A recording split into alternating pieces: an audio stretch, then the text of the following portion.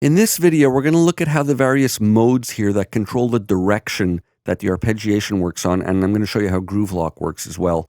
Now, I have a little pattern programmed up with bass, drums, and piano, and I have bass playing on part 2 here with the same sound as I'm using part 1, and I'm going to play you what it sounds like as it is with no arpeggiation.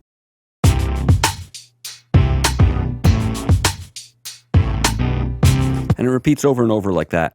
Now, what I'm going to do is go through the different modes. Now, in chord mode, what happens when we hold a chord down together, we're going to hear the entire chord arpeggiated according to this pattern as opposed to broken up.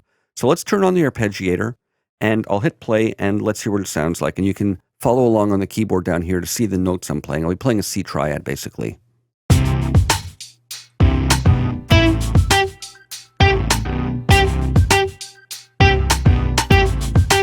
Okay, something's wrong. How come I'm not hearing the chord? I'm just hearing the notes broken up. Well, there's a reason for that. In Trillion, most of the synth bass sounds, most of the bass sounds in general, are set to be not only monophonic with either one voice or very few voices, but also set in solo mode here, where only one note will sound at a time. So I'm going to turn off solo mode. So now when I play a chord, I should be able to hear all the notes at once. Something's wrong. I'm not hearing them, though. And that's because my voices are set to 1. So let's raise that up, and we'll put it up nice and high, and now I'll hear my chord. So now let's go back to the arpeggiator, and now we can truly hear how chord mode is supposed to work.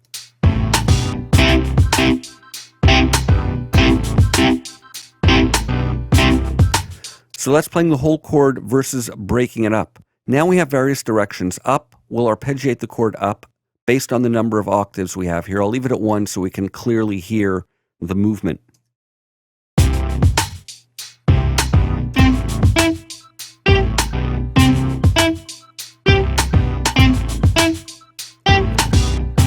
And I, of course, can spread it over more than 1 octave.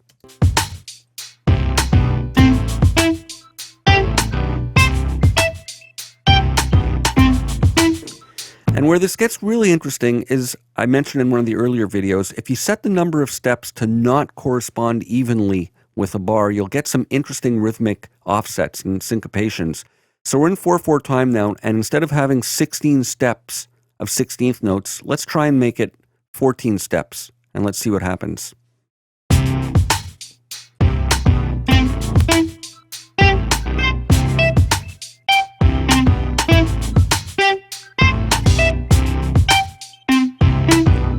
So you can get a lot of interesting variety like that.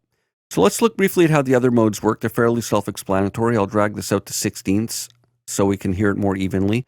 We have down, which does the same thing, but going down rather than up.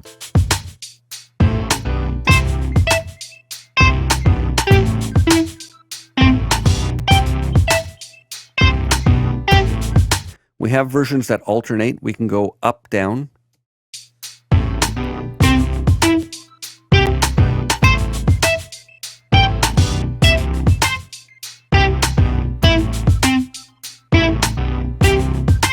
So it's going through the full 2 octaves up and then down. I'll set it back to 1 octave so we can go through the examples more quickly. This plus sign indicates that both the top and bottom notes are repeated.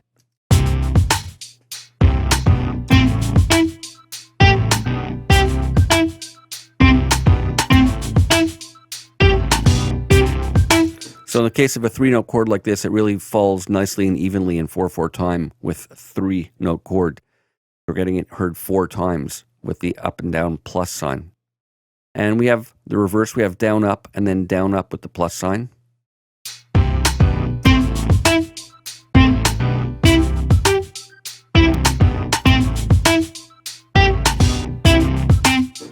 And with the plus sign, it'll work out evenly to start at the same place in each bar.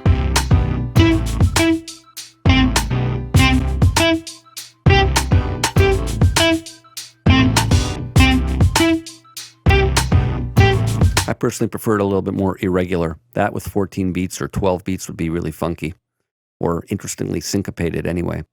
We have a random version next, and that's a nice one too. It'll just randomize the order that the notes are arpeggiated in.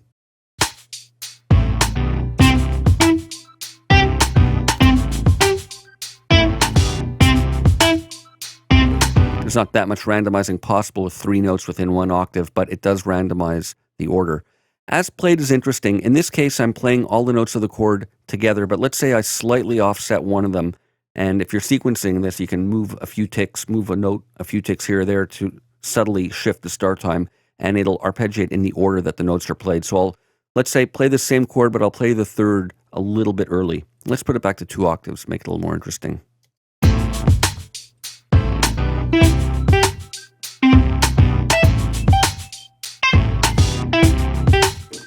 So basically, if any of the notes aren't starting together, it'll play in the order that they're played at. This one will repeat each note twice.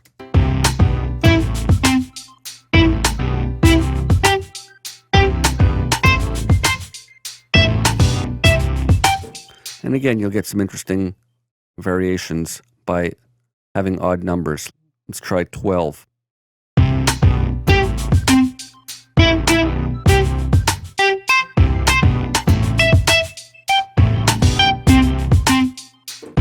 And repeat times 4 is the same thing, but it repeats each note 4 times.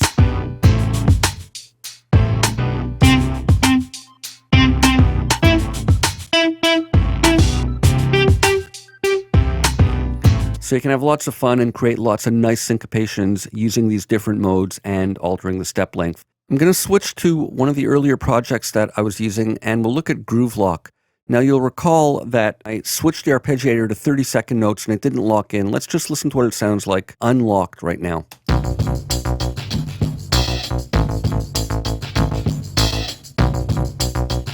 All right, so it kind of works, but the rhythms aren't really locked in. So here's the way GrooveLock works. You basically drag and drop either a Stylus RMX groove or a standard MIDI file over this little field here, and it will take on the rhythmic pattern of the divisions in that groove. And we can optionally alter the strength if we want it to be applied fully or only partially. So we can balance off the rhythmic subdivisions in the imported groove versus what's set in the arpeggiator here. So in this case, I'm going to move this slightly off screen, and let's select the drums, which is Stylus RMX. And what I'm going to do is open it up. And once it's open, I'm going to go to this page over here and basically drag and drop the groove from over here into this field here. So let's close up RMX. We're finished with it now. And we can see it takes on the name of the imported groove. And there are all those little dots representing the rhythmic subdivisions from the groove. And now it should lock in.